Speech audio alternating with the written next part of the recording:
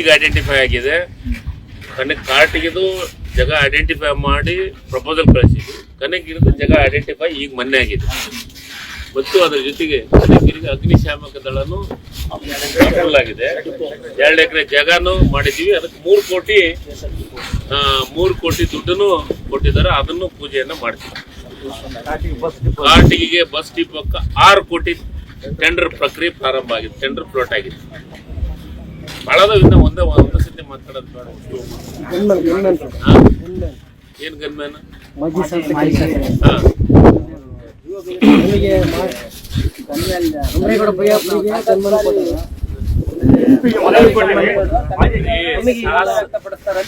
ಶಾಸಕರಿಗೆ ಒಂದು ಜ್ಞಾನ ಕಮ್ಮಿ ಅಂತ ನಾ ತಿಳ್ತೀನಿ. ಒಬ್ರು ಶಾಸಕರಾಗಿ ಕೆಲಸ ಮಾಡಿದಂತವ್ರು 5 ವರ್ಷ,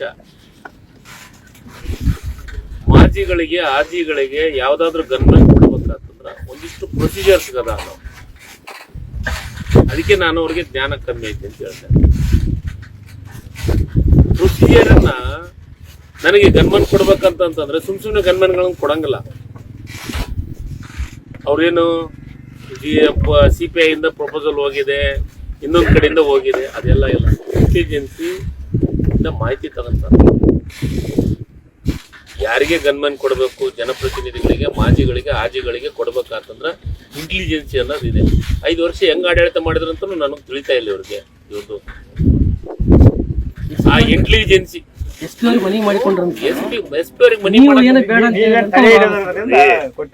ಆತ ಸಣ್ಣತನ ಮಾಡ್ತಾನಂತ ನನ್ನ ಜೀವನದೊಳಗ ಹಿಂದಿನ 5 ವರ್ಷ ಅವಧಿಯೊಳಗೂ ನಾನು ಎಂದೂ ಸಣ್ಣತನ ಮಾಡೋದಿಲ್ಲ. ನನಗೆ ಗೊತ್ತೇನೇ ಇಲ್ಲ. ಆತ ಗನ್ಮನ್ ಇಟ್ಕೊಳ್ಳೋ ಶೋಕಿ ಇತ್ತಂದ್ರೆ ನನ್ನ ಹತ್ರ ಒಬ್ಬವನ್ನ ಕಳಿಸ್ತೀನಿ ಬೇಕಾದ್ರೆ. ಶೋಕಿಗೆಲ್ಲ ಗನ್ಮನ್ ಇಟ್ಕೊಳೋದು. ಶೋಕಿ ಗನ್ಮನ್ ಇಟ್ಕೊಂತಾರ. ಹಿಂದೆ ಇವ್ರಿಗೆ ಯಾರನ್ನ ಇವ್ರನ್ನ ಇಟ್ಕೊಂತಿದ್ರೆ ಯಾರನ್ನ ಪಂಪ್ಸರ್ನ ಶೋಕಿ ಎದುರು ಪಂಪ್ಸರ್ನ ಇಟ್ಕೊಳ್ಳಿ. ಹಿಂದ ಅಧಿಕಾರದಾಗ ಇದ್ದದ್ನೇ MLA ಇದ್ದದ್ನೇ ಇಟ್ಕೊಂತಿದ್ದ. 15 ದಿವಸ ಆಮೇಲೆ ಯಾರ್ಯಾರು ಏನೇನು ಹೇಳಿದ್ರಂತ ತಕ್ಕಂತ ಸುದ್ದಿ ನನಗೆ ಗೊತ್ತಿಲ್ಲ. ನೀವು ಪತ್ರಕರ್ತರ ಹೇಳಿದ್ದು ಪತ್ರದ ಮಾಧ್ಯಮದೊಳಗೆ ಬಂದಿದ್ದ ನಾನು ಹೇಳಕತ್ತ. ಯಾವುದೇ ಒಂದು ಗನ್ಮನ್ಗಳನ್ನ ತಗೋಬೇಕಂತ ಏನಾದ್ರು ಒಂದು ಪ್ರೊಸೀಜರ್ ಇದೆ. ಈಗ ನಾನು ಮಾಜಿ ಇದ್ದಂತೆ ನಾನು ಗನ್ಮನೆ ಬೇಡ ಅಂತ ಹೇಳಿ. ಅಲ್ಲ ಸರ್, ರಾಜಕಾರಣ ಬೇಡ ಸರ್.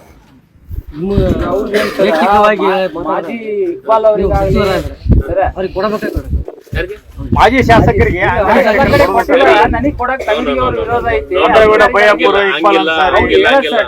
ಅವ್ರು ಹೇಳೋದು ಹಂಗಲ್ಲ, ಅದು ತಪ್ಪಾಯ್ತು.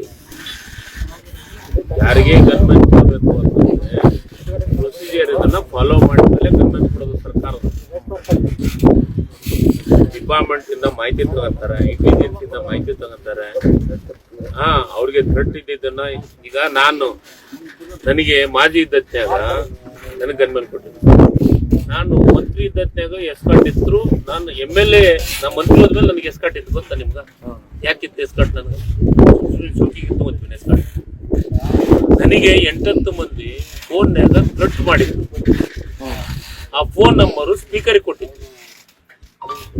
ಆ ಸ್ಪೀಕರು ಸಂಬಂಧಪಟ್ಟಂತ ಆ ನಂಬರ್ ಎಲ್ಲಿಂದ ಬಂದು ನಂಬರ್ ಅನ್ನೋದನ್ನ ಪೊಲೀಸ್ ಡಿಪಾರ್ಟ್ಮೆಂಟ್ ಕೊಟ್ಟರು.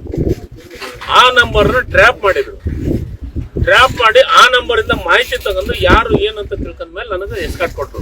ಸುಮ್ನೆ ಎಸ್ಕಾಟ್ ಕೊಡ್ತಾರ? ಏನೋ ಒಂದು ಮಾಧ್ಯಮದವ್ರು ನಿಮ್ಗೆ ಶೋಕಿ ಇತ್ತಂದ್ರೆ ನೀವು ಪ್ರೈವೇಟ್ ದಮ್ ತಗೊಳ್ಳಿ. ನಿಮ್ಗೆ ಯಾರು ಬೇಡ ಅಂತ. ನಾವು ಜನಪ್ರತಿನಿಧಿಗಳು ಜನರ ಹತ್ರ ಹೋಗಕ್ಕೆ ಎದುರಂತ ಅವಶ್ಯಕತೆ ಇಲ್ಲ ನಮಗೆ. ಜನರಿಗೆ ಗೆಲ್ಸಿದ್ರೆ ನಾವು MLA ಹಾಕ್ತೀವಿ, ಜನರ ಓಟ್ ಹಾಕಿದ್ರೆ ನಾವು MLA ಹಾಕ್ತೀವಿ, ಮಂತ್ರಿ ಹಾಕ್ತೀವಿ. ನಿನಗೆ ಜನರದ ಅಷ್ಟು ಭಯ ಐತೆ ನಿಮಗೆ? ಅವರಿಗೆ ಮುಂದೆ ಚುನಾವಣೆ ಭಯ ಐತಿ. ಯಾರೀ ಭಯ? ನನಗೆ ಜನರದು. ನನಗೇನಾದ್ರೂ ಭಯ ಇದೆ ಅಂತಂದ್ರೆ ಜನರದು. ಅವ್ರು ಏನಾದ್ರು ನನ್ನ ಬಗ್ಗೆ ತಪ್ಪು ತಿಳ್ಕೊಂಡವ್ರು, ಅವ್ರು ಏನಾದ್ರು ನನ್ ಕೆಲಸ ಮಾಡಿಲ್ಲ ಅಂದಿದ್ದವರು ಜನರ ಭಯ ಇದೆ. ನನಗೆ ಯಾರು BJP ಮೋದಿದೇ ಭಯ ಇಲ್ಲ. ಯಾ ಲೆಕ್ಕ ನನಗೆ ಮೋದಿ ಅವರಿಗೆ ಮಾತಾಡ್ತೀನಿ ನಾನು. ಈ ಯಾಕೆ ನನಗೆ ನಿಮ್ದ ಭಯ ಜಾಸ್ತಿ ಐತಿ ಜನಕ್ಕೆ, ನಿಮ್ ಭಯನ ಜಾಸ್ತಿ ಐತಿ. ಅದಕ್ಕೆ ನನ್ನ ಭಯ ಏನೈತಿ ಗೊತ್ತಿಲ್ಲ ನನಗ. ನಾನಂತೂ ಯಾರನ್ನ ಭಯ ಪಡ್ಸೋಲ್ಲ. ನಾನು ಜನರ ಮಧ್ಯೆ ಇರೋವ, ಜನರ ಸಂಪರ್ಕದಾಗಿರೋವ. ಜನರು ಏನಂದ್ರು ಒಂದನು ಅಂತಾರ, ಒಂದು ಸತಿ ಒಳ್ಳೆ ಒಳ್ಳೆ ಅಂತಾರ, ಒಳ್ಳೆ ಕೆಟ್ಟದ್ದು ಅವ್ರ ಅನುಸರಿಸಿ ಹೋಗೋದಂತ ನಮ್ಮ ಡ್ಯೂಟಿ. ನಾನು ಯಾರಿಗಿನ್ನೂ ಸಿಟ್ಟಿಗೆ ಬೇಯದಾಗ್ಲಿ ಮಾಡೋದು. ನನ್ನ ಆತ್ಮೀಯತೆ ಯಾರು ಇರ್ತಾರಲ್ಲ ಅವ್ರಿಗೂ ಸ್ವಲ್ಪ ಬೇಯ್ತಿ. ನಾನು ಜನರಿಗೆ ಯಾರಿಗೆ ಬೇಯಲ್ಲ. ನನಗೇನು ಆತ್ಮೀಯತೆ ಇರ್ತದೆ, ನನ್ನ ಮನೆಯ ಕಾರ್ಯಕರ್ತರು ಅನ್ನೋದಿರ್ತಲ್ಲ ಬೇಯ್ತೀನಿ ಅಷ್ಟೇ. ಅವ್ರಿಗೊಂದು ಸ್ವಲ್ಪ ಸಿಟ್ಟಿನಿಂದ ಮಾತಾಡ್ತೀನಿ. ಅವ್ರು ಏನಾದ್ರು ತಪ್ಪು ಮಾಡಿದ್ರು ಅಂದ್ರೆ ಮತ್ತೆ ಏನಾದ್ರು ಅಂತಂದ್ರೆ ನನ್ನ ಸ್ವಂತ ನನ್ನ ಪಕ್ಷದ ಕಾರ್ಯಕರ್ತರು ಮತ್ತು ನನಗೆ ಆತ್ಮೀಯತೆ ಇದ್ದಂಥವ್ರಿಗೆ ತಪ್ಪೇನಾರ ಮಾಡಿದ್ರೆ ಬೇದವ್ರಿಗೆ ಬುದ್ಧಿ ಹೇಳಂತ.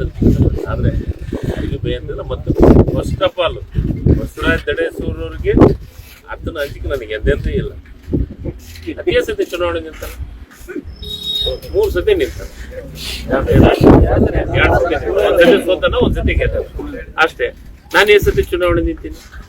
4 ಸತಿ ಚುನಾವಣೆ ನಿಂತೀನಿ. ಕನಗಿರಿ ಕ್ಷೇತ್ರ 3 ಸತಿ ಗೆದ್ದೀನಿ. 3 ಸತಿ ಗೆದ್ದೀನಿ. 3 ಸತಿ ಈ ರಾಜ್ಯದ ಮಂತ್ರಿಯಾಗಿ ಕೆಲಸ ಮಾಡಿದ್ದೀನಿ. ಇನ್ನೂ ಒಂದು, ಯಾರಿಗೆ ಮಾತಾಡ್ಲಿ, ಯಾರಿಗೆ ಏನೇ ಹೇಳಿ, ಗೌರವದಿಂದ ಮಾತಾಡೋದನ್ನ, ಸಂಸ್ಕಾರ ಸಂಸ್ಕೃತಿಯನ್ನ ಕಲಿಬೇಕು.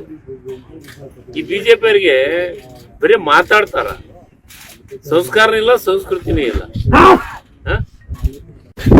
ಅತ್ಯ ಆಯ್ತಾ? ಕದನ ವಿರಾಮ ಯಾರು ಘೋಷಣೆ ಮಾಡಿದ್ರು? ಮೋದಿಯವ್ರು ಘೋಷಣೆ ಮಾಡಿದ್ರ? ಮೋದಿಯವ್ರು ಘೋಷಣೆ ಮಾಡಿದ್ರ? ವಿಶ್ವಗುರು ಯಾರು? ವಿಶ್ವಗುರು ಯಾರು? ಮೋದಿನಾ ಟ್ರಂಪ? ಉಕ್ರೇನು ರಷ್ಯಾದು ಯುದ್ಧ ನಿಲ್ಲಿಸ್ತೀನಿ ಅಂತ ಹೋಗಂತ ವಿಶ್ವಗುರು ಈಗ ಕದನ ವಿರಾಮವನ್ನ ಘೋಷಣೆ ಮಾಡಿಸಿದ ಯಾರು? ಟ್ರಂಪ್. ಯಾರು ಈ ದೇಶದ 26 ಹೆಣ್ಮಕ್ಕಳ ಕುಂಕುಮ ಅಳಿಸಿದ್ರು, ಎಲ್ಲ ಭಯೋತ್ಪಾದಕರನ್ನ ಸುಟ್ಟಾಕ್ಬೇಕಾಗಿತ್ತು, ಧ್ವಂಸ ಮಾಡ್ಬೇಕಾಗಿತ್ತು. 2 ದಿವಸ ಧ್ವಂಸ ಮಾಡಿದ್ದೆ ನಮ್ಗೆ ತೃಪ್ತಿ ಇಲ್ಲ. ಏನ ಹೇಳೋದು? 92 ಸಾವಿರ ಪಾಕಿಸ್ತಾನದ ಸೈನಿಕರನ್ನ ಮಂಡಿ ಊರಿಸಿ ಕುಂದಿರಿಸಿ ಶರಣಾಗತವನ್ನ ಮಾಡಿದಂತ ಇಂದಿರಾ ಗಾಂಧಿ ಎಲ್ಲಿ? ಲಾಹೋರ್ವರೆಗೆ ಹೋಗಿದ್ರು ನಮ್ಮ ಸೈನಿಕರು. ನಮ್ಮ ಸೈನಿಕರು ಶಕ್ತಿ ಬಹಳ ದೊಡ್ಡದಿದೆ. ಬಿಜೆಪಿ ಇಂದ ದೇಶಭಕ್ತಿ, ದೇಶ ರಕ್ಷಣೆ, ಸೈನಿಕರ ಪ್ರೀತಿ ಇವರಿಂದ ನಾವು ಕಲಿಬೇಕಾದಂತ ಅವಶ್ಯಕತೆ ಇಲ್ಲ. ಸೈನಿಕರಂದ್ರೆ ನಮ್ಮ ಪ್ರಾಣ, ದೇಶಭಕ್ತಿ ಅಂದ್ರೆ ನಮ್ಮ ಜೀವ. ಬಲೋ ಭಾರತ್ ಮಾತಾಕ್ಕೆ ಅಂತ ಹೇಳಿದ್ರೆ ಯಾರು? ಬಿಜೆಪಿಯರ? ಜೈ ಜವಾನ್ ಜೈ ಕಿಸಾನ್ ಅಂತ ಹೇಳಿದಾರೆ ಯಾರು? ಬಿಜೆಪಿಯರ? ರಾಷ್ಟ್ರಗೀತೆಯನ್ನ ಆಡಿದವರು ಯಾರು? ಬಿಜೆಪಿಯರ? ಹೇಳಿ. ದೇಶಭಕ್ತಿ ಬಗ್ಗೆ ಇವ್ರ ಹತ್ರ ಕೇಳ್ಬೇಕ ನಾವು ಪಾಠನ?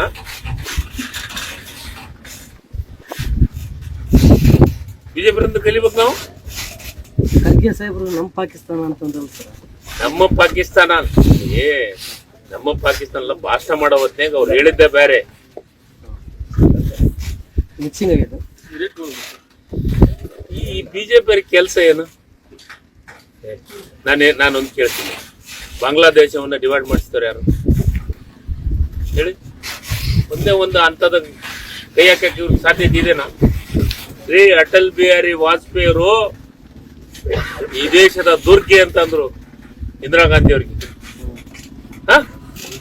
ಅಂತ ಕೆಲಸ ಏನಾರ ಮಾಡ್ಯಾರ ಮೋದಿ ಅವರು? ನಾವು ಮಾಡಿದ ಕೆಲಸಕ್ಕೆ ಹೆಸರು ಅಷ್ಟೇ ಬದಲಾವಣೆ ಮಾಡ್ತಾರೆ. ನಿರ್ಮಲ ಭಾರತ್ ಇದ್ದಿದ್ದು ಸ್ವಚ್ಛ ಭಾರತ ಆಗಿದೆ. ನ್ಯಾಷನಲ್ ಹೈವೇ ಮಾಡಿದ್ರೆ ಯಾರು? ಇವ್ರು ಯಾವ್ದಾರು ಹೊಸದು ಒಂದು ನ್ಯಾಷನಲ್ ಹೈವೇ ಮಾಡ್ರೆ ಹೇಳಿ? ನ್ಯಾಷನಲ್ ಹೈವೇ ಮಾಡಿದವರು ಕಾಂಗ್ರೆಸ್ UPA ಸರ್ಕಾರ. ಅದ್ರ ಮೇಲೆ ಡಾಂಬರ್ ಹಾಕ್ಯಾರ. ಆದ್ರೆ ಇವ್ರದನ ಯಾವ ಈ ದೇಶದಾಗ ಅಣೆಕಟ್ಟುಗಳನ್ನು ಕಟ್ಟಿದ್ದಾರೆ ಒಂದ್ ಹೆಸರು ಹೇಳಿ? ರೈತರಿಗೆ ಇಂತ ಅಣೆಕಟ್ಟು ಕಟ್ಟಿ ಇಷ್ಟು 1000 ಕೋಟಿ ಇಷ್ಟು ಲಕ್ಷ ಎಕರೆ ಭೂಮಿ ನೀರಾವರಿ ಮಾಡಿನ ಅಂತ ಹೇಳಿ ಒಂದು ಅಣೆಕಟ್ಟು ಹೆಸರು ಹೇಳಿ? ನೀವು ಪತ್ರಕರ್ತ, ನಿಮ್ಗೇನಾರು ಗೊತ್ತಿದ್ರಿ ಹೇಳಿ? ಇಂತ ಅಣೆಕಟ್ಟು ಕಟ್ಟಿದ್ರು ಸರ್ ಮೋದಿ ಅವರು, ಇಂತ ಅಣೆಕಟ್ಟಿಗೆ ಪೂಜೆ ಮಾಡಿದ್ರು. ಇಂಥ ಅಣೆಕಟ್ಟಿನಿಂದ ಇನ್ನೂ ಒಂದು 3 ಅಥವಾ 4 ವರ್ಷದೊಳಗ ರೈತರಿಗೆ ಒಂದು 8-10 ಲಕ್ಷ ಎಕರೆ ನೀರಾವರಿಗೆ ಆಗತ್ತಂತ ಒಂದ್ ಹೇಳಿ ಅಣೆಕಟ್ಟಿದ ಹೆಸರು. ಸುಮ್ಮ ಏನೋ ಒಂದು ಜನರ ಮನಸ್ಸಿನ ಮೇಲೆ ಜನರ ಇದ್ರ ಮೇಲೆ ಆಟವನ್ನ ಆಡಕತ್ತಾರ. ಈ ದೇಶದೊಳಗ ಉಳುವನೆ ಒಡೆಯ ಅಂತ ಬಡವರಿಗೆ ಭೂಮಿ ಕೊಟ್ಟಿದ್ದು ಇಂದಿರಾ ಗಾಂಧಿ. ಅಂತ ಇಂದಿರಾ ಗಾಂಧಿಯನ್ನು ಸೋಲಿಸಿದಂತ ಇತಿಹಾಸ ಐತಿ ಈ ದೇಶದೊಳಗೆ. ಇನ್ ಮೋದಿಯವ್ರ ಯಾವ ಲೆಕ್ಕ?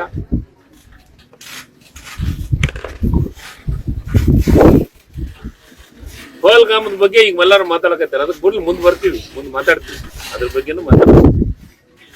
ಸಿಂಧೂರ ಆಪರೇಷನ್ ಬಗ್ಗೆ ಪ್ರಚಾರ ಕೊಂಟಾರಲ್ಲ, ಪ್ರಚಾರದಕ್ಕಿಂತ ಈ ದೇಶದ ಭಕ್ತಿ, ಈ ದೇಶದ ಸೈನಿಕರ ಬಗ್ಗೆ ನಮ್ಮ ಗೌರವ ಇದೆ.